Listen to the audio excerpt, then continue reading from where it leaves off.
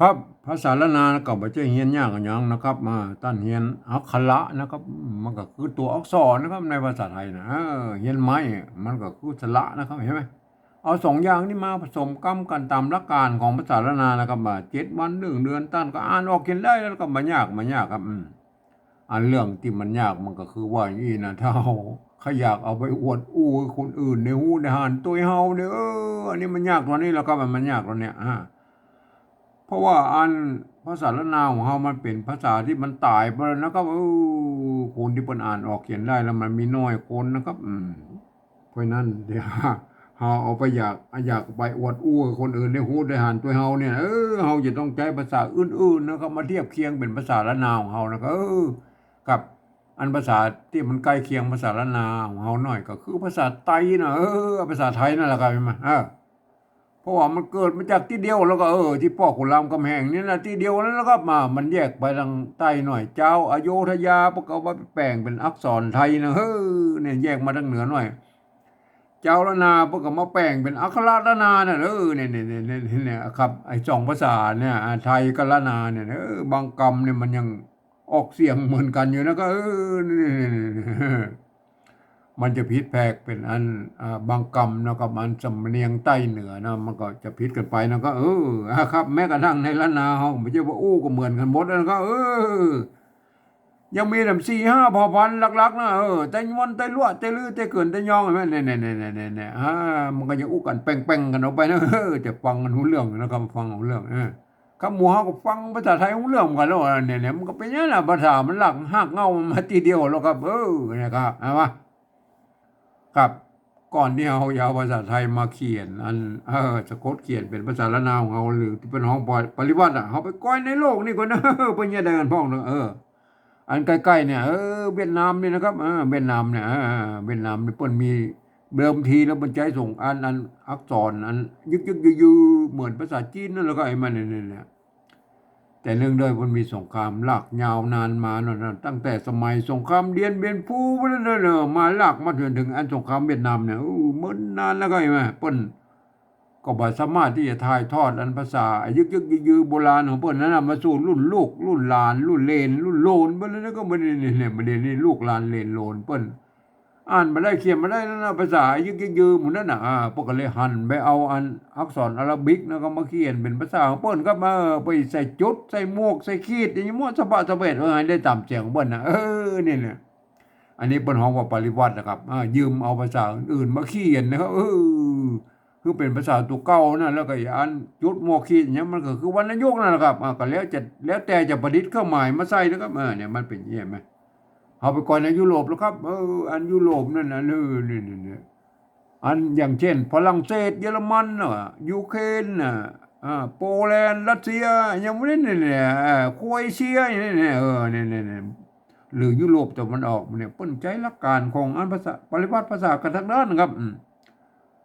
เปิ้นจะยืมเอาอักษรอาหรับิกเนี่ยไปเขียนเป็นภาษาเปิ้นไปใส่จุดก็มีนะก็สองจุดก็มีนะแม่เนี่ยบางทีก็มีหมวกก็มีนะก็หมวกปิ้นเนี่ยหมวกโครเอเชียมันง่ายขึ้นนะปิ้นขึ้นเนี่ยมันหมวกเวียดนามเนี่ยมันปิดกรุ๊ปหุ้มลงเนี่ยมันก็ไปคนละเพิกเลยมันเนี่ยนะเป็นยังไงก็แล้วแต่ไผจะประดิษฐ์เครื่องหมายยังมาใส่นะครับเพื่อมันได้อันคือมันเป็นสัญลักษณ์ว่ามันได้อ่านแล้วได้ตามเสียงของเปิ้นนะเนี่ยภาษาเปิ้นครับอันเฮาไปก้อยในอังกฤษแล้วก็อันนี้ไปมันลายหนึ่งแล้วครับเพิ่นจะเอาอักษรอาหรับิกไปเขียนเป็นภาษาของเพิ่นแบบโล้นๆเนี่ยแล้วก็ที่มันเพิ่นบอกว่าคือพันเสียงไปเลยตามบริบทนะครับแม่นๆนั่นน่ะอันคำเดียวกันแล้วนะเป็นประโยคคำถามแล้วก็ก็เสียงแบ้มๆนะเป็นประโยคธรรมดาก็เสียงแบ้มๆนี่ครับมันเป็นเนี่ยลักษณะของภาษาอังกฤษใช่ไหมก็คล้ายๆภาษาอันละนาวของเฮายุคต้นๆนะครับมันบ่มีไม่เอกไม่โทก็คือไม่เหยาะไม่ขอจ้างเลยล่ะนี่เปิ้นก็พันอันเสียงกันได้หลายๆเสียงเหมือนเนี่ยเปิ้นเห็นไหมอันนี้คือลักษณะของภาษามันนี่นะครับครับก่อนที่เราจะเอาภาษาไทยนะมาอันสะกดเขียนเป็นภาษาละนาหรือที่เป็นห้องปริวัติหมู่เฮาเจ้าละนานี่ควรจะมีอันอย่างลักอันอย่างยึดเหนี่ยวก่อนนะก็นี่เพื่อให้มันเป็นศูนย์กลางของอันภาษา ปริวัติละนาวของเรานะครับครับไม่ใช่ว่าอัน10 คนนะครับ ไปเอามาเอาภาษาไทยมาเขียนมันความซิปแนวความคิดนะครับมันก็ออกมาซิปแบบมันก็ไม่แม่นเนี่ย100 คนมันก็100ความคิดนี่ก็แม่นเนี่ยมันก็ออกมาเป็น100แบบนั้นมันก็มันบ่ใกล้เคียงกันนะครับเห็นไหมครับเฮาควรจะเอายึดหลักอย่างนั้นที่มันเป็นหลักนะครับเพื่อให้มันใกล้เคียงกันนะครับผมเองนี่ผมใช้หลักการของสภาวัฒนธรรมมหาวิทยาลัยเชียงใหม่นะเพิ่นตกลงกันไว้เมื่อปลายปี28นะเพิ่นตกลงกันไว้ว่าอย่างนี้นะครับการที่เอาภาษาไทยน่ะมาสะกดเขียนเป็นภาษาละนาน่ะหรือที่เพิ่นฮ้องว่าปริวัตินั่นน่ะบ่เพิ่นบอกว่ากระทำได้อยู่3แบบหรือ3รูปแบบนะครับแบบที่1นั้น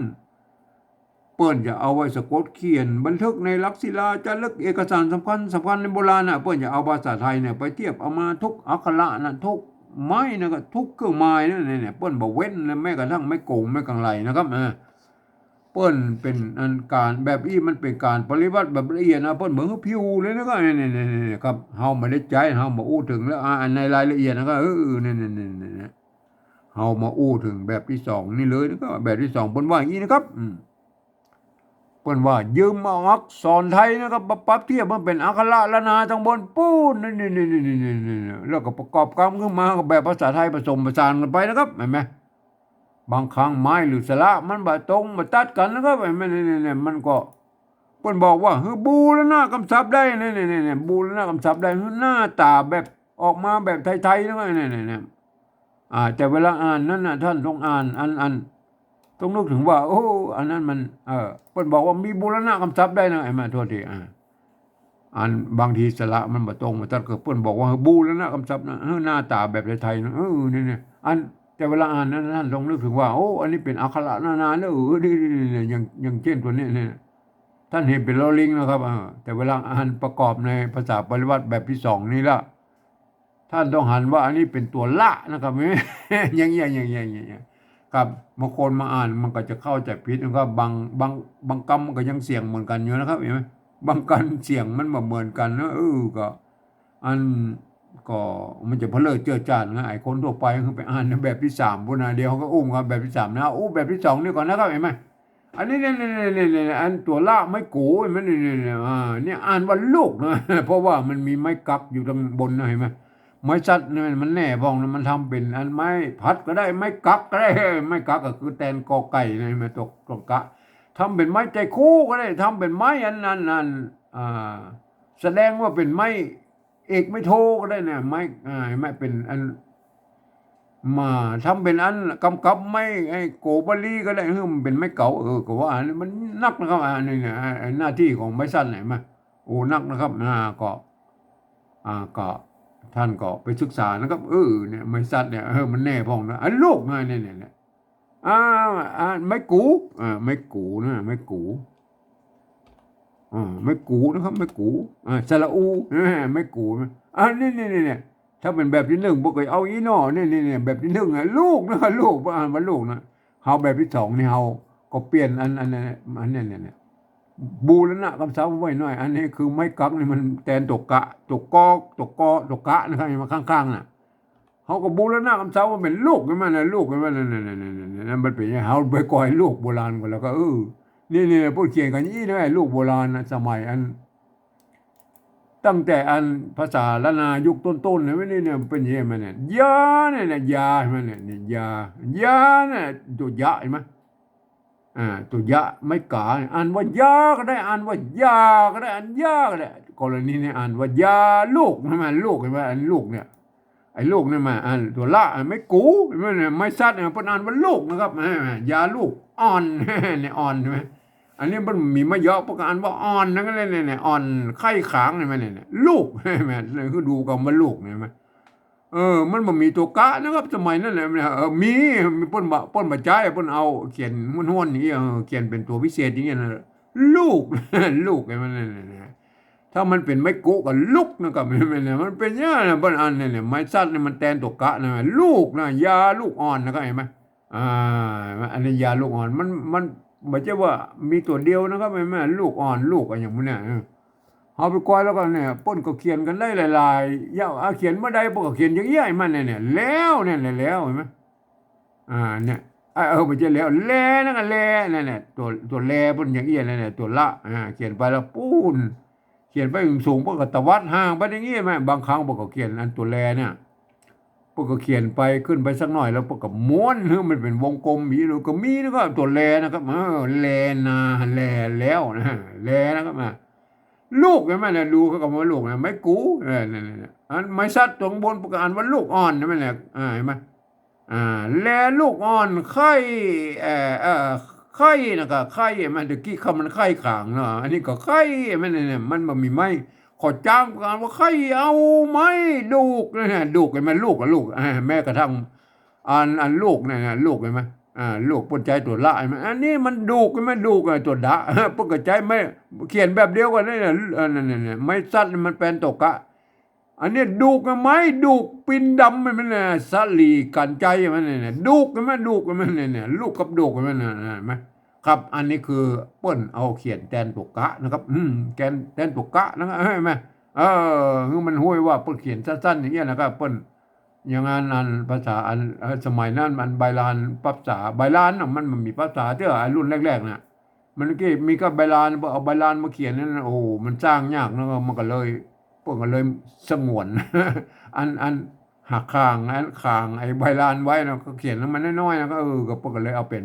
ไอ้ลูกกับโดกเนี่ยพวกกันย่อไว้ให้มันเป็นอย่างนี้นะก็ไอ้มันเนี่ยมันเป็นยังไงเขาไปดูอันเนี่ยไม่ใช่ว่ามีอันน้อยๆนะกันเนี่ยไม่กักอันนั้นเนี่ยอย่างคำว่าอย่างเงี้ยเนี่ยอันเนี้ยพวกกระจายไม่กักให้มันเนี่ยไม่ก่อให้มันเนี่ยไม่ก่อมาจากไม่ก่อให้มันเนี่ยอ่าอ่าน้ำมันน้ำลายน้ำลายนั่นก็หายนะครับน้ำลายหายปุ๊เนี่ยมันตัวปุ๊มันเนี่ยปะตัวปะก็อ่านไม่กุอ่านว่าปุ๊ออกออกไหมเนี่ยไม่ก่อนะเห็นไหมเมื่อมันมีไม่สั้นมันแทนตกกาแล้วออกปากเอาเนี่ยออกเห็นไหมเนี่ยนี่เอาคำว่าออกเห็นไหมไม่ก่อนะครับเมื่อมีตกกะอันกับไว้แล้วนะมันก็คือไม่ตกกะอยู่ตรงนี้ใช่ไหมไอ้ไม้สั้นเนี่ยมันแทนตกกะใช่ไหมพวกกันตัดไม้กังมนออกเนี่ยคือออกเนี่ยปุ๊ออกปากนะเอาเนี่ยมันเป็นไหมเนี่ยเขาไปดูตัวต่อไปแล้วอันเนี่ยมันมาแจ้งว่ามีน้อยๆนะก็เนี่ยฮะอ่าปุ๊ออกปากเอานะครับปุ๊ออกปากเอาอืม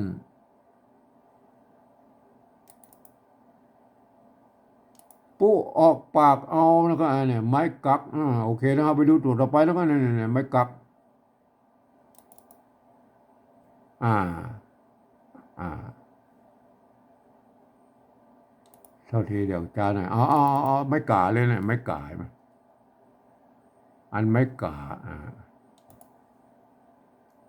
ไม้กักนะเนี่ยเนี่ยตัวพระใช่ไหมตัวพระ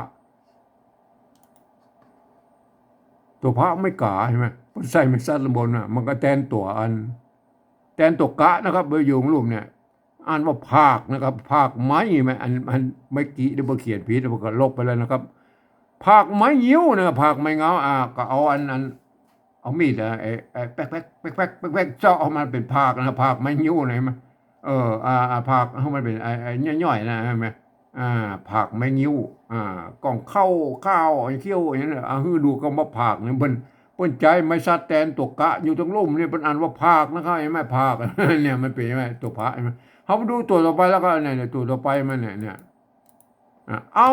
หากเนี่ยตัวละใช่ไหมอันเป็นใจรวมกันนะไอ้ไทยละนานะก็ถ้าไปออกไทยก็รากนะครับแม่เมืองถ้าเมืองเป็นเมืองก็หากแล้วก็ให้เนี่ยหากใช่ไหม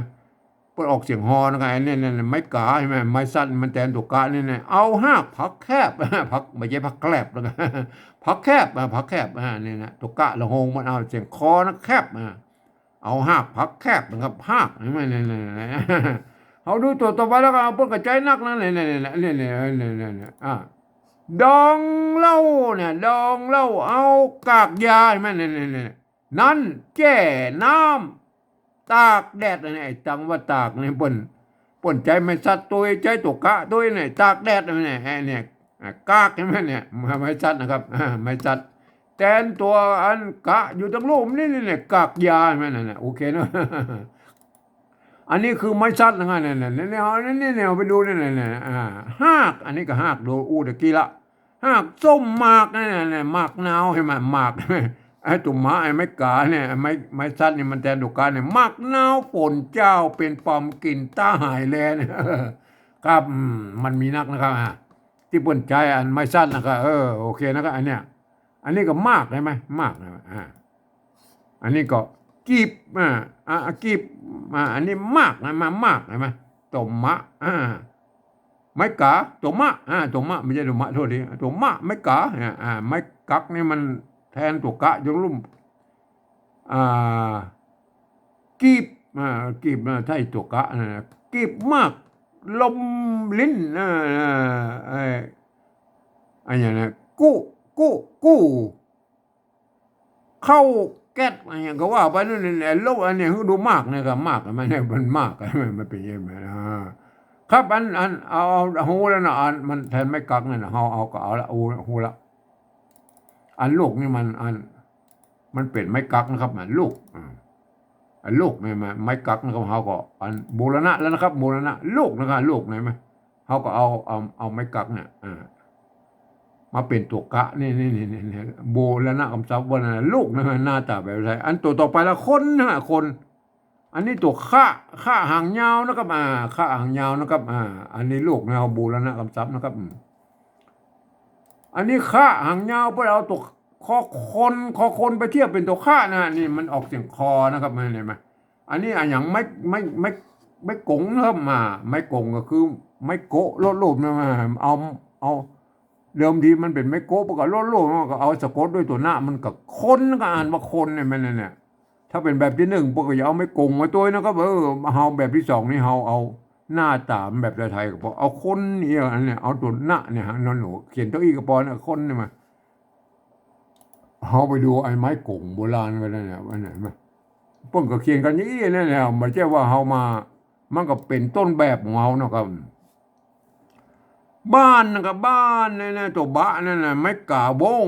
สะกดด้วยตัวหน้ามันมีไม้ขอจ้างไม้สั้นในบนแสดงว่าเป็นไม้เอกก็ได้นะไม้โทก็ได้นะก็คือไม้เยาะหรือไม้ขอจ้างนะไม้สั้นเนี่ยพอเอาสั้นไว้นะครับ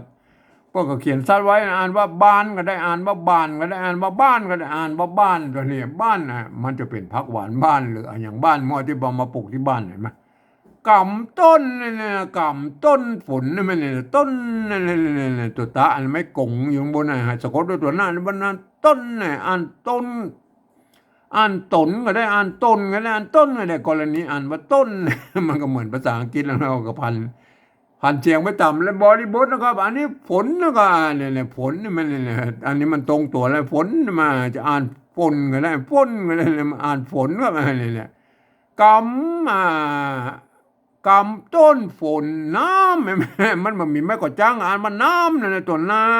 ไม่กังมนอ่านเป็นไม่กำนะจริงกินตาหายเนี่ยต้นฝนเนี่ยเตี้ยนต้นฝนเนี่ยมันเนี่ยไม่กงนะก็คือไม่โกะรู้เขาไม่รู้ตัวต่อไปแล้วก็เนี่ยอันไม่กงเนี่ยไม่กงเนี่ยห้าเนี่ยตัวซะเนี่ยสะกดด้วยตัวมะเนี่ยมีไม่กงอยู่ข้างบนเนี่ยมันเป็นไม่โกะรูปๆแล้วอ่านว่าสมก็ได้อ่านว่าส้มก็ได้อ่านว่าส้มกรณีนี้อ่านว่าหากส้มนะหากส้มอันนี้เรา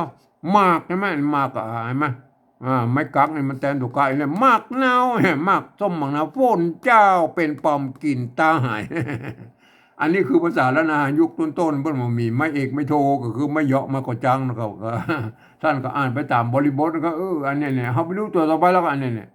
บางครั้งมันเป็นอันสะกดด้วยอันนี้เนี่ยตัวบะเห็นไหมเป็นอักษรกลางนั่นแหละพริกขิงหอมบดบดเห็นไหมด้วยกันใส่เกลือมันเนี่ยบดเนี่ยออกเสียงจะได้ว่าบดมันเนี่ยมันเป็นอันนี้บดด้วยกันด้วยเนี่ยมันใจร่วมกันนะครับในภาษาไทยภาษาละนาน่ะด้วยผู้อย่างพวกเนี่ยนะมามีหลายคำแล้วก็ที่มันเป็นอันที่มันใจร่วมกันนะไอ้แม่ไม่ใช่ว่ามันเป็นภาษาไทยนะครับไอ้แม่เนี่ยด้วยเนี่ยผู้มันเป็นพวกกระใจนะมาตั้งแต่โบราณนะมาก็มันมาจากที่เดียวกันแล้วก็บางคำมันก็เหมือนกันอยู่แล้วพริกขิงหอมบดด้วยกันไส้เกลือนะครับมาโอเคนะครับโอเคนะครับอันนี้คืออันไม้โกะก็คืออันไม้โกะรูปเนี่ยคนนั่นก็เนี่ยคนเนี่ยมันเนี่ยเขาก็เอาตัวอีนอะไรมาอันนี้มันละอันนี้อันเดียวนะครับเดียวเห็นไหม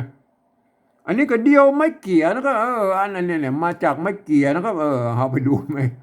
มันภาษาละนามันเป็นเยี่ยแล้วก็ไปมาอันนี้คนบูรณะสองอันเดียวมาถ้าเป็นแบบที่หนึ่งพวกก็เขียนอีนอเนี่ยพวกเขียนตัวอีมันเดียวแล้วนะเนี่ยอันแบบที่หนึ่งพวกก็จะเอามาตรงตัวแล้วนะเดียวเอามาเดียวนะก่อนนี้เราจะ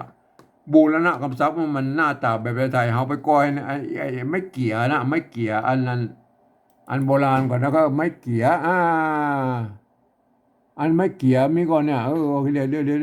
วไม่เกี่ยเอโอ้ไม่เกี่ยแล้วก็เดี๋ยวเขาไปดูไม่เกี่ยก่อนนะครับโอเคไม่เกี่ยนะครับไม่เกี่ย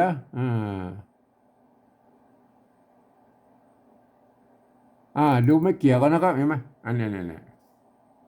ยไม่เกี่ยนะครับเห็นไหมไม่เกี่ยนะเนี่ยตัวปะนะไม่เกี่ยกับอันตัวเนี้ยอยู่นะประกบเนี่ยเป็นไม่เกี่ยนะเห็นไหมอ่า ไม่เกียเนี่ยมันมีไม่ชัดกับไว้นะใครมาอันนี้คือไม่เกียนะใครมาเนี่ยอ่านเปียก็ได้อ่านเปียก็ได้อ่านเปียได้กรณีนี้มันจะอ่านว่าเปียแลผมนะครับเป็นเปียเป็นขี้เปียนะครับเป็นขี้เปียมันเป็นยังไงอ่าอันก็เข้าใจผิดกันหน่อยนะครับว่าอีสานกับอันล้านนาเอาอันอีสานมันบอกว่าไม่เกียเนี่ยมันมีอันไม่ชัดอย่างนี้นะครับเห็นไหมเนี่ยประกอบไว้นะครับเห็นไหมอัน เจ้าละนาเชียงใหม่ตะยอนเปิ้นว่าไม่สั้นนี่มันทำหน้าที่เป็นเปลี่ยนเสียงครับเห็นไหมเปิ้นว่ากันยังไงแม่เนี่ยจะอ่านเปียก็ได้อ่านเปียอ่านเปียเนี่ยก็เลยอันทำอีสานเพิ่นก็เอาเปิ้นก็อ่านใจอันไม่ชัดกับไว้นะสระเอียเนี่ยไม่เกี่ยนะอันเจ้าไตลือเพิ่นก็เอาตามแบบอันทำอีสานนะเพิ่นก็ใช้ไม่ชัดอยู่นะเพราะนั้นไม่เกี่ยของอันไตลือลำปางแป้นนั่นพะเยาเพิ่นก็จะใช้ไม่เกี่ยนะก็มันไม่ชัดแล้วก็เห็นไหม ถ้าเป็นเชียงใหม่พวกก็ใจอันป้นบะไซนะก็ไม่ทราบพวกก็จะเอาเนี่ยไม่เก๋ตัวปะตัวไม่ตัวอันนี่ตัวหน้าอย่างเดียวป้นอ่านว่าไม่เก๋นะก็เปียนะอันนี้ป้นเมาละป้นบ่เอาอันนี้มันแสดงว่าเป็นอันเปลี่ยนเสียงบ่ได้นะป้นไว้มาอันเปียนะครับอันเนี้ยไม่เกียนะเขาไปดูไอ้ตัวที่ไม่เกียที่มันมีตัวสะกดแล้วครับไม่เนี่ยไม่เกียที่มันมีตัวสะกดไม่เนี่ยเมื่อมีตัวสะกดแล้วมันเนี่ยเขาไปดูนั่นเนี่ยเนี่ยอันตัวคะนะมาตอนแรกมันก็เป็นไม่เกี่ยเนาะก็มันมีตัวว่าเนี่ยนะก็มีไม่เกี่ยอยู่ข้างหน้านี่นะเห็นไหมเนี่ย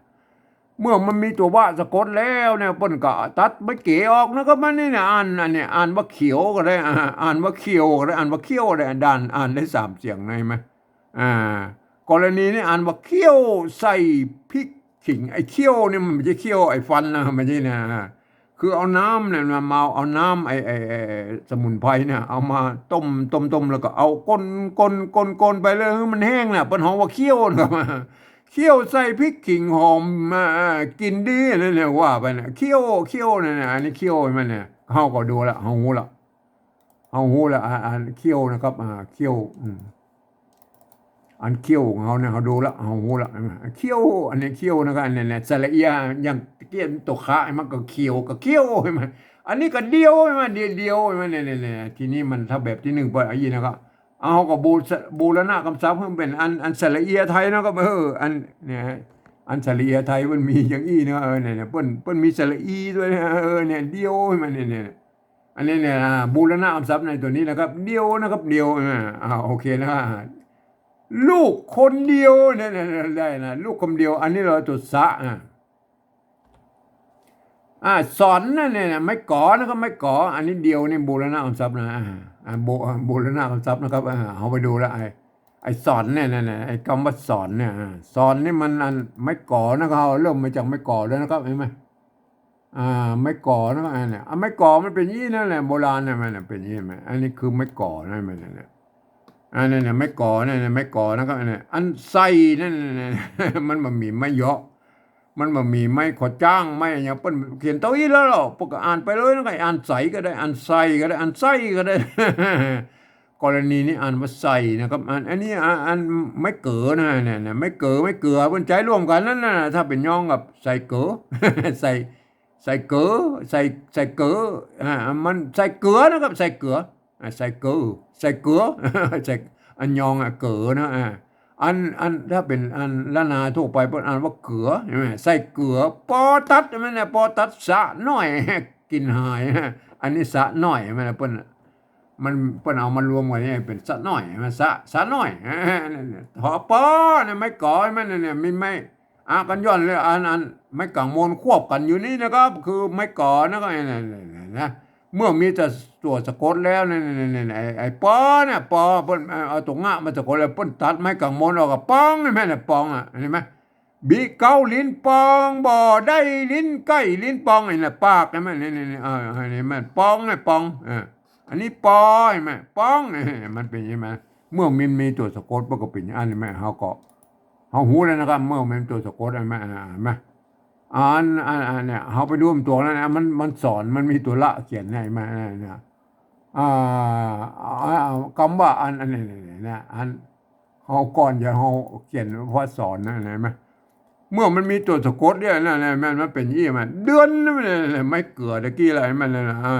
กรณีนี้มันสะกดด้วยตัวหน้าอยู่ข้างบนด้วยนะพวกก็เขียนเป็นตัวละแทนนี่มันเดือนไฟแม่ลูกอ่อนไอ้แม่เนี่ยมันเสมือนว่ามีมายกมันแม่ลูกนะกันลูกเขาก็อูตะกี้ละอ่อนใช่ไหมเนี่ยอ่อนนะไม่ก่อนะเห็นไหมเมื่อมีอันตัวหน้าสะกดอยู่ตรงบนพวกแล้วพวกเขียนเป็นตัวละแทนนั่นเนี่ยพวกก็เขียนมาตั้งแต่โบราณนะครับเสมือนว่ามีมาเยอะแล้วอันพวกก็เอาไม้กงกับเขาไว้พ่องก็มีนะไม้ซัดกับเขาไว้พ่องก็มีคือมันว่าอันนี้มันเปลี่ยนเสียงเนอะเนี่ยนะจะอ้อนก็ได้จะอ่อนก็ได้จะอ้อนก็ได้นะกรณีเป็นอ่อนแล้วก็อ้อนลูกอ่อนนะลูกอ่อนไม่ไม่ลูกอ่อนเปิ้นเอาตัวละนี่เปิ้นเอาอันตัวหน้านี่เปิ้นเอาตัวละเขียนแทนนะเขาก็ไปดูแล้วงูแล้วนะครับเห็นไหมอันนี้ตัวละเนี่ยตัวละเนี่ยเปิ้นเอาตัวหน้าเขียนแทนอันนี้เนี่ยมาเฮารวมเป็นไม้ก่อแล้วเมื่อมีตัวสะกดแล้วเปิ้นตัดไม้กังบนนะครับเขาก็ถ้าเป็นแบบที่หนึ่งเห็นไหมพวกก็เขียนมาอีนะครับอันนี้สอนนะครับสอนใช่ไหมอันนี้เขาเป็นแบบที่สองนะเขาบูรณะกับศัพท์มันเป็นอันหน้าตาแบบไทยก็สอนไทยพวกเขียนอีนะก็เนี่ยสอนอ่าอันนี้สอนแล้วก็สอนนะอันต่อไปยากแล้วก็เนี่ยมันออกเสียงยอยักษ์ลันหานะยากใช่ไหมเนี่ยยากนะครับยากไอ้มันเนี่ยตัวเนี้ยอันปุ่นยืมตัวยอยักษ์ไปเทียบเป็นตัวเนี้ยนะครับครับไม่กาไม่กากับสระเนี่ยปุ่นยืมเนี่ยสะกดด้วยตัวกะยากนะก็ยากใช่ไหมเนี่ยยากใช่ไหมยากอันยากนะเห็นไหมเนี่ยยากอ่านว่ายากนะก็อ่านว่ายากเนี่ยปุ่นเอายืมตัวยอยักษ์ไปเทียบตัวเนี้ยแล้วเขาไปก้อยอันโบราณก่อนแล้วก็เนี่ยท่านอย่าไปซับซ้อนให้ตัวอันนั้นตัวยอยักษ์ไทยก็ยอยักษ์ละนานะท่านก็จะไปอันสับสนนะครับมันเนี่ยอ่าเนี่ยท่านออกก็ถูกแล้วเสียงอันยอยักษ์ไทยลักละนาเนี่ยตัวละใช่ไหมอ่านว่าห้างนะถ้าไทยก็ร่างหน่อยห้างเย็นเนี่ยเย็นไม่ใช่เย็นออยนะตัวยะเนี่ยเพิ่นใจกำออกเสียงยอยักษ์ไทยเพิ่นออกเสียงใจตัวยะนะครับเย็นนะห้างเย็นงาจ้างนอแฮดเข้าเยิงนะเยิงใช่ไหมตัวเนี้ยใช่ไหมเนี่ยเยิงใช่ไหมเนี่ยท่านไปแยกเสียงมาถูกหน่อยเยิงใช่ไหมเนี่ยถ้าเป็นออยมันใจอันเนี่ยอันตัวยะเนี่ยเป็นใจออยนะครับเนี่ยเป็นยอยักษ์ไทยเห็นไหมเพิ่นเทียบว่าเป็นยอยักษ์ไทยอันนี้เยิงใช่ไหมเนี่ยมันเป็นยังไงท่านก็ไปปฏิบัติถูกนะครับเนี่ยอันนี้มันเนี่ยตัวยอยักษ์ตัวเดียวอ่านว่ายากนะครับไม่ใช่ยากนะครับไม่ใช่ยากนะอ่านว่ายากนะฮะเนี่ยท่านก็ไปปฏิบัติถูกอันนี้อันนี้ไม่เก่าแล้วก็ไม่เก่าตัวคะไม่เก่านะอันนี้เห็นไหมตะกี้เราหันละเห็นไหมเนี่ยเข้ายังเนี่ยเข้าเนี่ยหางเย็นงาจ้างนอแฮดเข้าเยิงเนี่ยไม่เก่าไม่เก่าไม่เข้าเนี่ยปุ่นก็เขียนได้เอาไม้ซัดกำกับไว้แสดงว่าไอ้ไม้ซัดตัวนี้มันกำกับไว้เพื่อมันเป็นไม้โกบริอันว่าเข้าเนี่ยเข้าเยิงนะเอาไปดูไอ้ไม้เก่าโบราณมันปุ่นก็มีหลายแบบนะแม่ท่านก็พิจารณากันนะครับใช่ไหมมันมีหลายแบบนะครับไม้เก่านะโอเคนะครับอันนี้เนี่ยอันแรกใช่ไหมเนี่ยอันแรกเนี่ยเห็นไหมอันแรกเนี่ยไม้เก่าเนี่ยตัวตะไม้ เกกาควบเนี่ยมันเป็นไม้โกบลีนะก็เปิ้นมือเป็นไม้โกบลีเปิ้นเอาไม้กงมากำกับไว้เห็นไหมเปิ้นจะใจไม้ซัดก็มีไม้กงกำกับไว้กระบี่เนี่ยเนี่ยอันเจ้าทำอีสานเปิ้นจะนิยมใจไม้กงยี่นะกำกับไม้โกบลีน่ะเบิ้งมันเป็นมันเป็นไม้เก่านะเห็นไหมอันนี้อ่านว่าอ่านเต้าก็ได้อ่านเต้าก็ได้อ่านเต้าก็ได้นะอ่านกรณีอ่านว่าเต้ากันนะเต้ากันฟักต่ำผงแล้วก็ตากแห้งเนี่ยมันเป็นไหมเต้ากันเนี่ยเต้านะครับแม่เต้ากันฟักต่ำผงตากแห้งนั่นเนี่ยเต้าอ่านว่าเต้านะเขาไปดูตัวต่อไปแล้วก็อันนี้ไม่เก่าใช่ไหมไม่เก่าไม่เก่าเนี่ยนาดน้ำเนี่ยนาดน้ำเป้าเนี่ยตัวปะอันไม่เกกาควบกันเนี่ยป้นมีไม้ซัดกรณีมีไม้ซัดกำกับไว้นั่นนะอันเป็นไม้เก่าใช่ไหมนะป้นเขียนตัวละอันห่างละมาใส่นี่ป้นเอามาประดับไว้เฉยๆป้นมาอ่านแล้วก็ป้นมาอ่านออกเสียงนะนาดน้ำเป่านะออกเสียงเป่าใช่ไหมอันภาษาละนาป้นน้ำเปล่ามันเป็นว่ามันก็ออกเสียงเหมือนกันนะมาอันภาษาละนาป้นน้ำเป่านะนาดน้ำเป่านะน้ำเป่าน้ำบาดาลนะครับน้ำเป่าเนี่ยอันจะอ่านเป๋าก็ได้อ่านเป่าก็ได้อ่านเป้าก็ได้นะเอาไปดูตัวเนาะเนี่ยอันนี้อ่านเป่านะครับอ่านเป่าเสียงเอกนะให้ไหมเอาดูตัวเราไปแล้วเนี่ยอันเนี้ยกรณีนี้เปิ้นอ่านว่าอันเนี่ยอ่านเป่าตะกี้นี่แหละไอ้มากรณีมันจะเป๋าก็ได้เป่าก็ได้เป้ากรณีเปิ้นอ่านว่าเป้านะครับแม่ใบเป้าตองแตกบ้องเนี่ยใบเป้าก็คือใบพืชชนิดหนึ่งเปิ้นเอามาแปลงยาเนี่ยเป้าเปิ้นมาอ่านลอลิงเนี่ยตัวละลอลิงเนี่ยครับท่านก็สมัยนั้นมันมีไม่เยาะไม่ขอจ้างนะครับก็ท่านก็อ่านกับเราเองนะครับเอาไปดูตัวต่อไปเนี่ยเฮาแล้วดูตัวไปนะตัวไปเนี่ยไอ้แม่เนี่ยอันไม้เก่าใบเก่าไอ้บ้านเนี่ยเอาหากเนี่ยเอาหากมุกหลวงเคี่ยวใส่เหล้ากินนี่มันเนี่ยเหล้าไอ้ไม้เก่าอันนี้ไม้เก่าห่อนึ่งนะกันนี่แม้กระทั่งอันกลางมันทัดปกติไม้เก่าห่อนึ่งนะมันเนี่ยนี่ไม้เก่าห่อนึ่งนะครับไม่ใช่ว่าอันมันจะล้นมันทัดแล้วพวกก็เอาอันเขียนเป็นไม้เก่าห่อนึ่งเนี่ยเพื่อมันอันหดขึ้นมามันใจแล้วก็กลางมันทัดพวกก็เขียนนะไหมเอาหากมุกหลวงเคี่ยวใส่เหล้ากินเนี่ยมันเป็นยังไงมันเนี่ยไม่เก่าแล้วก็มาเขาไปดูตัวต่อไปแล้วก็อันเนี่ยบางทีพวกไอ้เหล้าเนี่ยพวกก็เคียงกันได้อันแบบยี่ไม่ธรรมดาก็ได้นะก็อันเนี่ยทาตุจักนะไม่เนี่ยทาตุจักนะไม่เนี่ยมันมีอันถูกกะประกาศว่าจักนะไม่เนี่ยทาตุจักไข่ดองเหล้าดองเหล้าเอากากยาเนี่ยกากนะครับกากยาเนี่ยเหล้าเนี่ยเหล้ามันเป็นที่มันเป็นเนี่ยก็เขียนแบบธรรมดานี่เขียนมาเมื่อกี้มันไม่เก่าหัวนึ่งเนี่ยบางครั้งบอกอันนี้มันยังมีแต่ไม่เก่าหัวนึ่งนะมันเนี่ยผักไม้งิ้วอันนี้ตัวกะนะครับจะอ่านก้องก็ได้อ่านก้องก็ได้อ่านก้องก็ได้น่าจะเป็นก้องเข้าเขาก็ได้เข้าข้าวเคี่ยวเห็ดกระด้างอันนี้เนี่ยก็ว่าไปนั่นนะก็ว่าไปอ่านไปตามนั้นนะก็เห็นไหมอันนี้เข้าอะไรไหมอ่านเขาก็ได้อ่านเข้าไอ้ไหมเข้าไอ้ไหมไม่อ่านไม่เก่าหอนึ่งเลยพวกใจตัวคะด้วยมันเนี่ยพวกมีกันหลายแล้วเอารู้แล้วไม่เขาหู้แล้วมันไม่เก่านะไอ้เนี่ยอันนี้ไม่เก่าเนี่ยมันกรณีนี่อันนี้เปิ้นเขียนอันนี้เนี่ยไม่ซัดกำกับนี่ก็อ่านเป็นที่นิยมของอันเจ้าละนาทั่วไปนะครับทั่วไปยกเว้นละนาเป็นบางส่วนพวกก็เอาแบบทำอีสานมาใจพวกก็ใจไม่กงกำกับไว้นะไอ้ไม่เก่าบลีนะไม่โกบลีนะเพื่อมันเป็นไม่เก่านะก็ทั้งกับหันก็จะไปว่าพวกนั้นก็แบบที่หนึ่งพวกอย่าเอาอย่างนี้นะครับมันเนี่ยถ้าเป็นแบบที่หนึ่งพวกอย่าเอาไม้ซัดมาตัวนะก็พวกก็เขียนอย่างนี้นะก็อ่านว่าเข้านะครับของเขาแบบที่สองเขากับบูแล้วหน้ากับซับเพื่อนน้อยนะมันเอาหน้าตาแบบไทยๆก็เนี่ยเอาเข้าไทยใส่นี่แหละเข้าเนี่ยไหมอ่าเข้านะครับเข้าอันนี้เข้านะครับ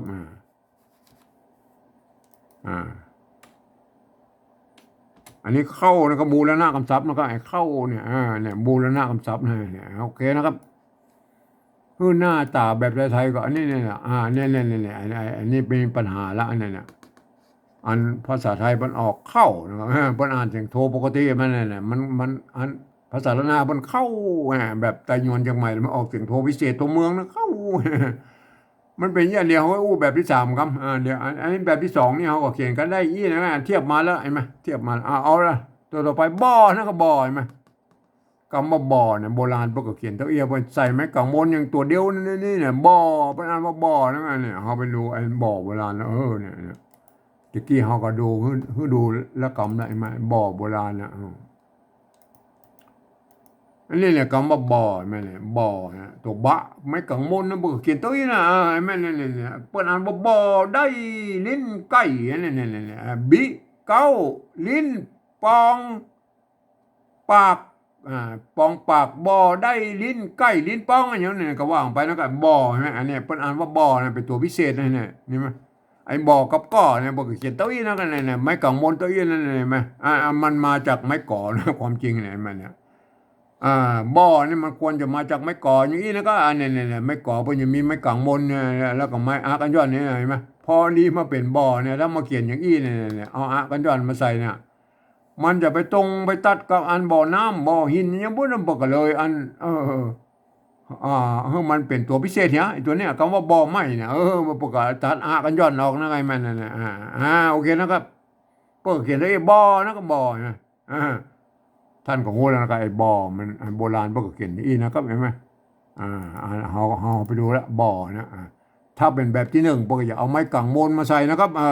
เป็นแบบที่หนึ่งเนี่ยเขาเป็นแบบที่สองแล้วมาบอกแบบที่สองนี่เขาก็เอาบูรณะกำจับเพื่อมันหน้าจับแบบไทยเนาะก็เอาไม้เอกมาใส่นะครับบ่อนะครับเห็นไหมอันนี้บ่อกับบูรณะกำจับแล้วก็บ่อเนี่ยเอาแล้วนะครับหน้าจับแบบไทยอันนี้ตัวต่อไปตากนะครับตากตากตัวตะไม่กาอ่าไม่ตัวกะโยต้องลุ่มไหมแม่ตากเนี่ยคำว่าตากเนี่ยมาไปดูนะโบราณเบิ้ลอ่าอันคำว่าตากเนี่ยเห็นไหมคำว่าตากเนี่ยเต้ากันตะกี้ละเนี่ยแล้วก็เต้ากันตากตำผงเนี่ยเต้ากันฟักตำผงตากแห้งเนี่ยตากเห็นไหมกรณีว่าใส่ไม้ซัดตัวได้แม่นะกรณีตากนะในโบราณเห็นไหมบางทีเพิ่นจะใส่ไม้กะตัวกะตัวก็มีบางทีบ่ใส่ก็มันก็อ่านว่าตากนะใช่ไหมก็แล้วแต่นะก็ใช่ไหมเต้ากันตากนะครับตากทีนี้เราไปดูตากนะเนี่ยเห็นไหมเขาก็มาใส่ไม้ซัดตัวโบราณไปแล้วเอาแค่นี้ก็พอแล้วปัจจุบันเอานี่มันก็ตากแล้วนั่นก็ตากตากนะ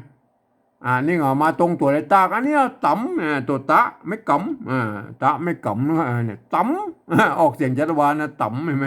เขาไปดูไม่กำโบราณแล้วก็ไม่กำโบราณเห็นไหมดูไม่กำโบราณแล้วก็ไม่กำเห็นไหม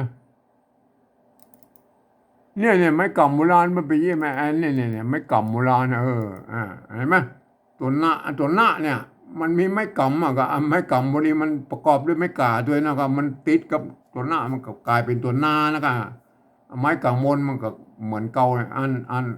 กรณีเนี่ยมันไม้กำอ่านว่าน้ำนะฮะอ่านว่าน้ำหรือออกเสียงแต่มันน้ำมอนึ่งน้ำมอนึ่งมันเป็นยังไงเขาไปดูตัวต่อไปแล้วก็ดูตัวไป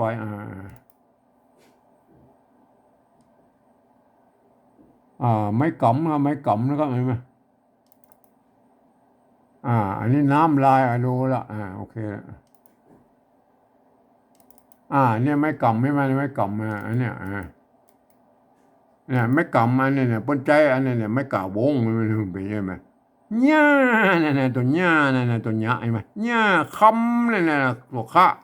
ออกเสียงคอคำไม่กำเนี่ยปนใจไม่กล่าววงเนี่ยมันก็คือไม่กาและอันไม่กังวลมันเป็นไม่กำมันก็ห้อยฝนนี่แหละหญ้าขม้อยห้อยฝนนะใครมาเนี่ยเขาไปดูตัวต่อไปแล้วก็เนี่ยอ้ำกำเนาะมีมา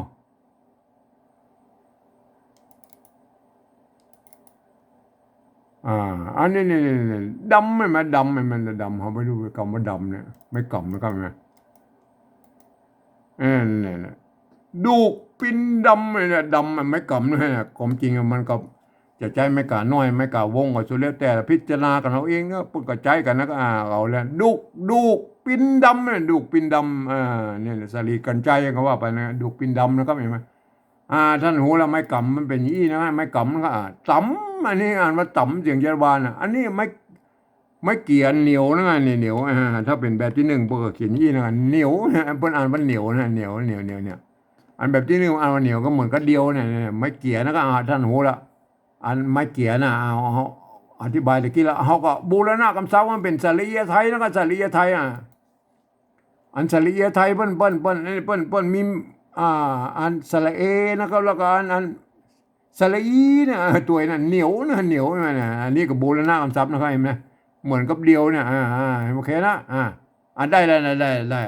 อันภาษาปริวัติแบบที่สองได้แล้วนะครับเห็นไหมอันก็คือเอาภาษาไทยอักษรไทยไปเทียบเอามานะครับเทียบเอาภาษาละนาออกมานะครับแล้วก็ประกอบกรรมขึ้นมาแบบภาษาไทยผสมผสานกันไปนะครับบางครั้งไม้หรือสระมันมาต้องมาตัดกันก็คือไอ้ของไทยของละนามันเหมือนกันนะคือบูรณะคำศัพท์นะครับคือหน้าตาแบบไทยไอ้ลูกคนเดียวเนี่ยบูรณะคำศัพท์เนี่ยไหมไอ้สอนเนี่ยไหมเหนียวใช่ไหมบ่อเข้าเนี่ยคือบูรณะคำศัพท์มันหน้าตาแบบไทยเนี่ยไอ้สอนใช่ไหมมันเห็นไหม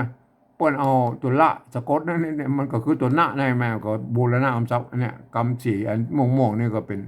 บูรณะคำศัพท์ไอ้ยากเนี่ยมาตรงตัวนะไอ้ตากนะมาตรงตัวต่ำเนี่ยมาตรงตัวเนี่ยเห็นไหมอันตัวที่มันเป็นใช่ไหมเห็นไหมท่านก็อ่านกันได้แล้วครับท่านจะอ่านสำเนียงอันนี้เนี่ยควรจะใจร่วมกันนะครับจะเป็นไตยวนไตลวดไตเลือดไตเขินควรจะใจแบบที่สองนี้ร่วมกันแล้วก็มาเพื่อให้มันได้อันการปฏิบัติแบบภาษาที่มันใกล้เคียงกันหน่อยนะก็เนี่ยและถ้าเป็นอัน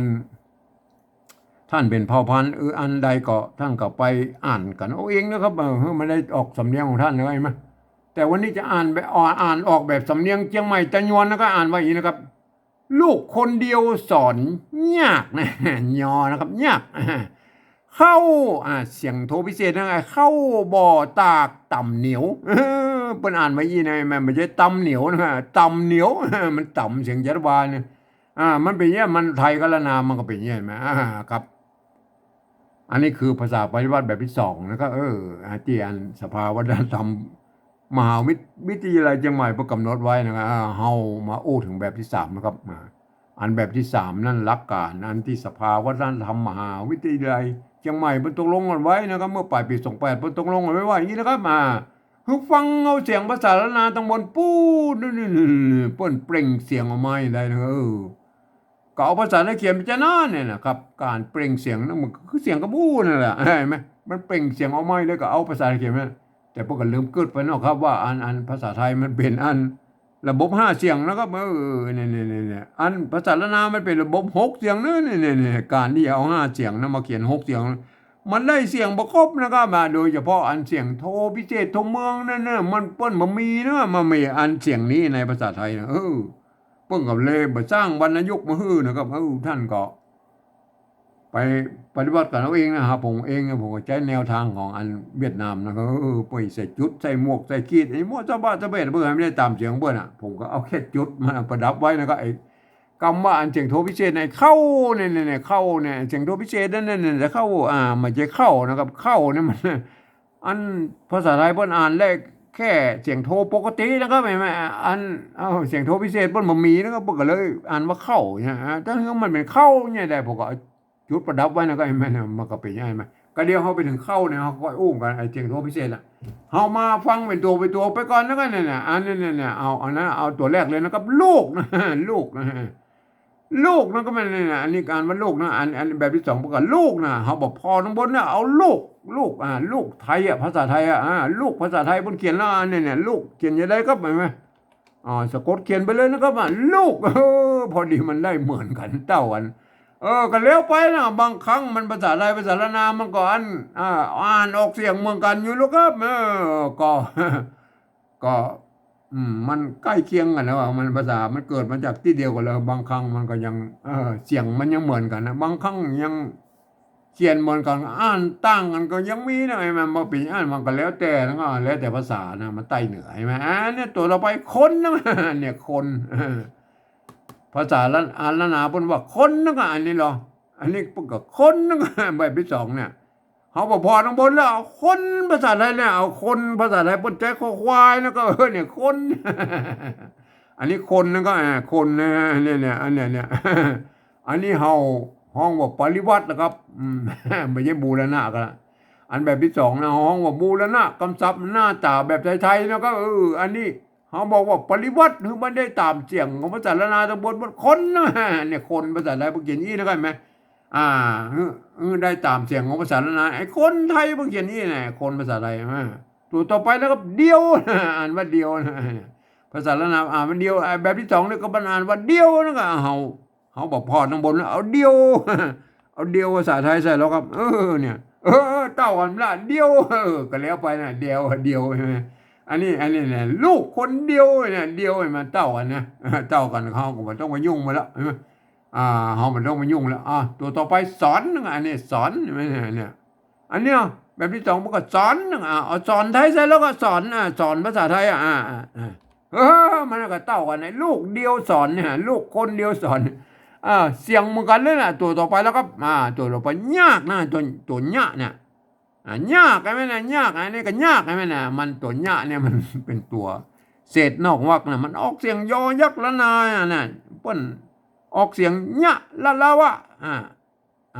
ยะละวะสหะละอังเนี่ยมันเป็นอย่างนี้ตัวยะนะครับเป็นเศษนอกวรรค8ตัวนั่นน่ะมัน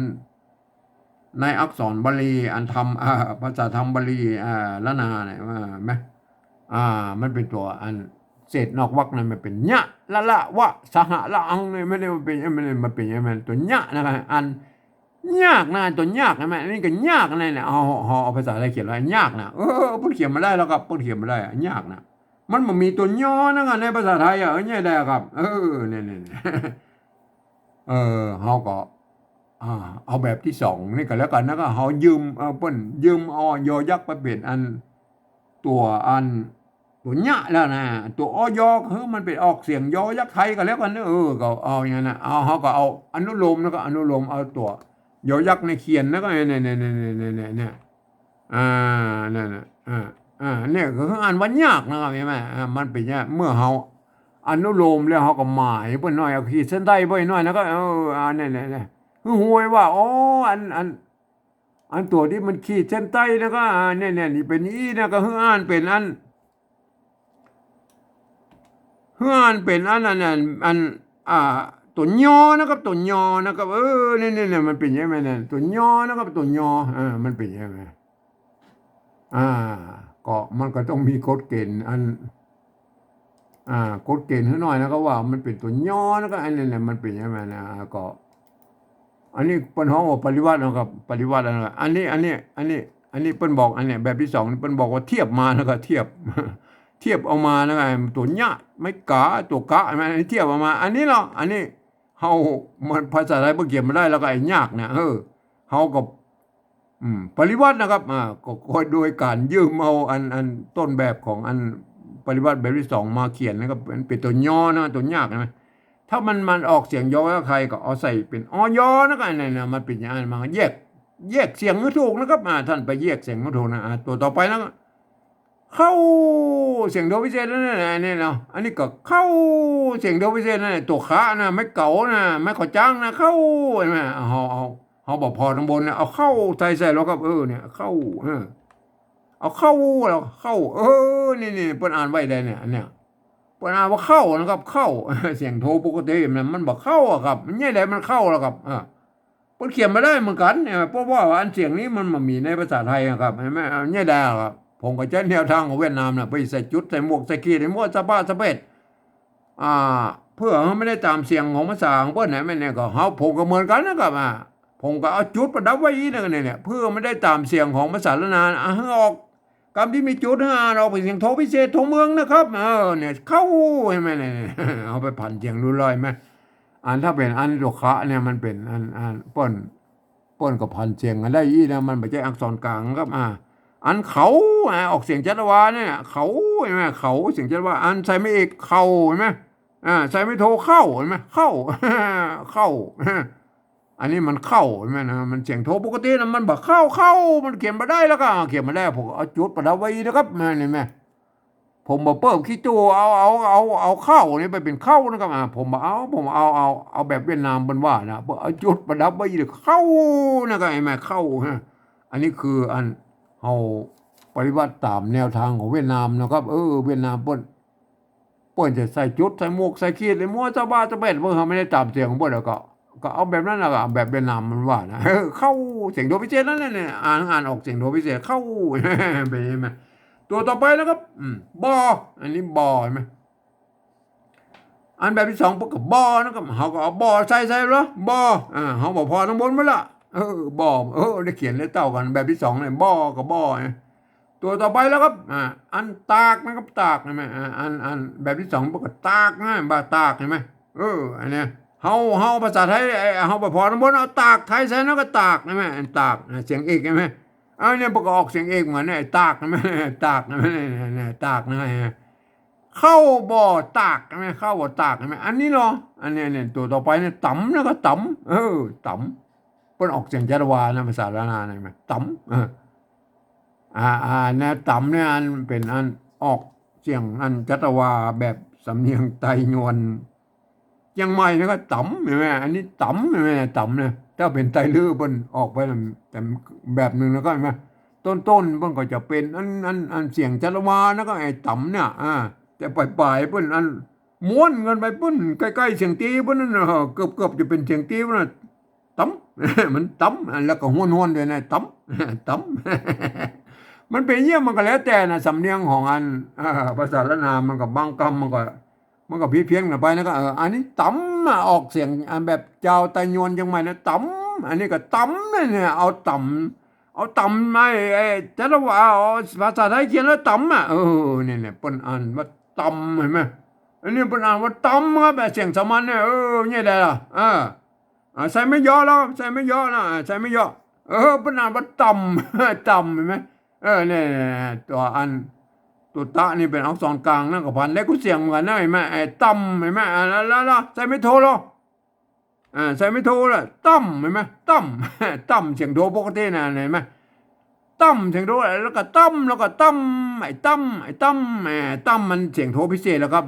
ใส่จุดไปต่ำทันแล้วก็เสียงง่ายอันใส่ไม่ตีแล้วครับใส่ไม่ตีมันต่ำครับใส่ไม่ตีไหมต่ำต่ำต่ำเนี่ยต่ำเสียงตีเนี่ยไหมอันใส่ไม่เจรวาแล้วใส่ไม่เจรวาใช่ไหมต่ำเนี่ยได้เลยต่ำตากต่ำได้เลยเนี่ยตากต่ำเนี่ยแบบที่สองมันก็เขียนตัวอีมันเป็นตัวตาไม่กำแล้วก็พวกต่ำเนี่ยพวกอ่านว่าตากต่ำเนี่ยอันแบบนี้ก็ตัวเต่านะไม่สลามไม่จรวาก็อ่านว่าต่ำตากต่ำโอเคนะครับตากต่ำนะครับไอ้ตากอันต่ำนี่อันปริวัติให้ได้ตามเสียงของภาษาละนานะบนต่ำเห็นไหมเนี่ยอันตัวต่อไปเหนียวนะเหนียวเห็นไหมเหนียวภาษาละนาเป็นอ่านมันเหนียวนะกันเหนียวเนี่ยมันเหนียวนะมันเสียงจารวามันเหนียวเจ้าแต่โยนมันเหนียวแบบเงาๆเลยลักเงาๆน่ะเหนียวเนี่ยไอ้ต่ำเหนียวถ้าเป็นภาษาไตลื้อมันไอ้เสียงจารวาอย่างนี้เพิ่นออกสั้นๆนวลๆนะม้วนไอ้แรกมันเป็นเสียงจารวาแล้วก็ไอ้ปลายมันเป็นเสียงตีนะเห็นไหมมันก็ใกล้เสียงตีมันเหนียวต่ำเหนียว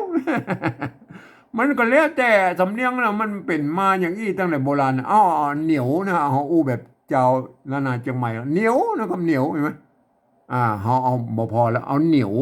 วไทยใส่นะก็เหนียวไทยเนี่ย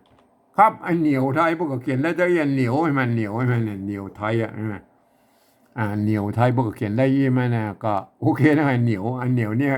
พวกเขียนได้เขาก็ไม่ต้องมายุ่งมาละไม่ต้องมายุ่งมาละกันไม่ต้องมายุ่งละเนี่ยเหนียวมันเหนียวมันเสียงเต้ากันนะเขายุ่งเฉพาะที่พวกเขียนมาได้นะมันต่ำไงมันต่ำไงมันไอ้เข้าเนี่ยบนยุ่งเนี่ยมันพวกเขียนมาได้บอกเอาจุดประดับไว้เนี่ยไอ้ยากเนี่ยมันเปิ้นมามีในภาษาเสียงนี้มันมามีอันอักษรนี่มันมามีอันในภาษาไทยหรออันแบบที่สองเปิ้นยืมมานะครับเปิ้นยืมเอาตัวย่อๆไปเป็นตัวเนี้ยแล้วเขาก็เนี้ยได้ก็เอา เอาเฮียนแบบที่สองนี่ปกเอาตัวเนี้ยนี่มาเขียนนะเพียงแต่ขีดเส้นใต้กับไว้หน่อยนะอันนี้คือระวังไว้ว่าอ๋อขีดเส้นใต้ตัวยอยักษ์นี่อ่านเป็นขีดเส้นใต้นี่อ่านเป็นยอยักษ์ละนาเนอะอย่างนี้อันอ่าในภาษาฝรั่งบนก็บางประเทศนะเปิ้นสร้างตัวอักษรนะฮะอักษรขึ้นมาแทนอันนั้นกำเสียงที่เปิ้นบ่มีนะอันนี้เปิ้นสร้างตัวอักษรมาแล้วก็ช่วยแล้วแต่แล้วก็เฮามาสร้างเฮายืมเมานะครับเนี่ยนะคนเฒ่าผมมาที่ยืมนะครับอันคนเฒ่าโบราณเพิ่นยืมมานะครับผมก็เรียนแบบของคนเฒ่าบ่แต่ฮือฮู้ว่าอ๋ออันขีดเส้นใต้อ่านออกเสียงยอนะก็ยากโอเคนะครับอันนี้เนี่ยเป็นภาษาปฏิวัติแบบที่3นะครับการปฏิวัติแบบที่3อันของอันแบบสำเนียงไต้ยวนเชียงใหม่นะครับโดยเอาภาษาไทยมาเขียนเนี่ยก็เขียนกันได้ยี่นี่ไหมครับก็อ่านกันได้แล้วนะครับถึงแม้ว่าอ่านจะเป็นฝรั่งมังค่าลูกที่ไหนมานะครับเรียนภาษาไทยมาเรียบร้อยนะครับก็อ่านไปตามหลักการของภาษาไทยเกือบทุกประการนะครับยิงก็ยกเว้นอยู่ว่านะก็เนี่ยคำที่มีจุดอย่างนี้เนี่ยคือออกเสียงโทพิเศษโทเมืองแล้วก็เนี่ยมันเป็นยังไงอันคำที่มันมีไม้จัตวายิงอ่านออกเสียงจัตวาแล้วก็ไอ้มันเนี่ยคำที่เป็นนั่นยอยักษ์ตัวเดียวเนี่ยมีขีดเส้นใต้เนี่ยอ่านเป็นตัวยอยักษ์แบบละนานะครับไอ้ตัวเนี้ยนะครับมันเป็นยังไงเนี่ยถ้าเป็นอยเป็นพยัญชนะต้นเนี่ยก็อ่านเป็นยอยักษ์แบบอันไทยนะครับไอ้มันเนี่ยอยู่ยาอย่างอยากยืนยาอย่างว่าไปหน่อยมันเป็นยังไงครับถ้าท่านหูหลักการอย่างนี้แล้วท่านอ่านแล้วบนจะได้สำเนียงเชียงใหม่แต่โยนไปเลยนะครับแม่อ่านไว้อย่างนี้นะครับลูกคนเดียวสอนยากเข้าบ่ตากต่ำเหนียวอันนี้เนี่ยนี่เขียนสำเนียงเชียงใหม่แต่โยนนะเห็นไหมก็เขียนกันได้อีนะถ้าเป็นสำเนียงอื่นๆท่านก็ไปคิดค้นกับเราเองแล้วก็แบบที่2นี่ควรจะเขียนได้เหมือนกันแล้วก็เนี่ยแต่เวลาอ่านท่านก็อ่านไปตามสำเนียงของท่านนะก็เห็นไหมครับก็อ่านกันว่าอีนะแบบแต่โยนเชียงใหม่เพื่อจะอ่านออกเสียงอย่างนี้แล้วก็ลูกคนเดียวสอนเนี่ยเข้าบ่ตากต่ำเหนียวอันนี้คือสำเนียงเชียงใหม่แต่โยนนะสำหรับภาษาละนาทางบนปูนส่วนใหญ่แล้วพวกก็เก่งกันได้อย่างนี้นะครับก็อันภาษาละนาอันในละนาของเรามันมีหลายเผ่าพันธุ์นะครับ4-5เผ่าพันธุ์แล้วก็แต่ยวนแต่ลวดแต่เลื่อยแต่เกินแต่ย่องใช่ไหมไอ้ย่อยๆ2-3เผ่าพันธุ์เขายังมาอู้เตือนนะก็เห็นไหมพวกกระทายทอดกันภาษาละนาของเพิ่นมาตามสายตามรุ่นของเพิ่นใช่ไหมตามสายของเพิ่นมันก็หลายเจนนะครับมันก็แล้วแต่พวกกระทายมาบางครั้งมันก็ยังว่ามันก็เขียนบ่เหมือนกันตั้งแต่โบราณมาแล้วนะครับมันก็เดี๋ยวนี้เอาไปหันอันเพิ่นเขียนอย่างอันเขียนอย่างนี้เขาก็บ่วิเคราะห์เอานะครับอย่าไปฟังบ้าเพิ่นนะก็อย่างคำว่าลูกเนี่ยเพิ่นใส่ตกกะก็ได้แล้วก็บ่ลูกนะอ่านว่าลูกนะอันนี้มันเขียนแบบอันโบราณอันตัวอย่างของโบราณรุ่นยุคต้นๆที่มันยังบ่มีไม่เยาะไม่ชัดก็คือไม่เอกไม่โทนั่นแล้วก็เห็นมั้ยเนี่ยมันเป็นมาลูกนะเห็นมั้ยไอ้เนี่ยก็อันตัวอื่นก็อันนี้ก็น่าจะเหมือนกันนะไอ้เข้าก็เหมือนกันบางเข้านี่บางไม่เก่าเนี่ยบางทีไปใจไม่กงก็มีนะก็บางที่ของอันละนาก็โอเคนะท่านจะไปว่าเพิ่นนะก็มันจะใจไม่กงหรือไม่ชัดก็แล้วแต่นะก็สุดแล้วแต่นะแม่ไอ้ตากเนี่ยบางทีเพิ่นไปใส่ตกกะนี่ก็ได้เพิ่นใส่ไม่ชัดก็ได้นะก็โอเคนะก็แล้วแต่นะก็มันก็แล้วแต่ไอ้บ่อเนี่ยบางทีไปใส่ไม่เอกไม่เยาะก็ได้นะก็แล้วแต่แล้วก็อันจะใส่บ่ใส่ก็แล้วแต่นะอันแต่เขียนแบบนี้มันเขียนแบบโบราณเก่าเงานะเพิ่นเขียนไว้สมัยนั้นนะครับมันก็เป็นใช่ไหมครับแต่เพิ่นก็อ่านก็ได้แล้วครับเพิ่นก็อ่านกันได้นะวันนี้จะอ่านแบบสำเนียงเชียงใหม่ไต้หวันนะครับเห็นมั้ยอ่านไว้อย่างนี้นะครับลูกคนเดียวสอนเนี่ยเข้าบ่ตากต่ำเหนียวอันนี้คือสำเนียงเชียงใหม่ไต้หวันนะครับครับมันก็เป็นอย่างนี้นะครับวันนี้เป็นการไปเอาภาษาไทยนะมาปฏิวัติเขียนเป็นภาษาละนาของเรานะครับแบบสำเนียงเชียงใหม่ไต้หวันนะครับก็เขียนกันได้อีนะครับท่านเป็นสำเนียงอื่นท่านก็ไปพิจารณากันเอาเองนะครับครับวันนี้ผมก็ขอบรรยายเพียงแค่นี้นะครับ